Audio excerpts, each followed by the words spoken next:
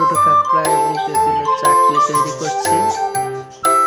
প্রথমে কাঁকড়াগুলো বেছে আর তেঁতুল দিয়ে একসঙ্গে ভাজি করে তেলের উপরে দিয়ে উঠাই দেওয়া হয়েছে। এখন চুলায় জাল চলছে।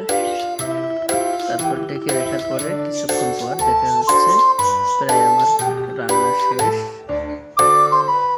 এবার চাটনিটা প্রায় কমপ্লিট। এখন আমি নামায় রাখছি, খাওয়ার জন্য এখন প্রস্তুত। সঙ্গে আছে আমার ওলের তরকারি,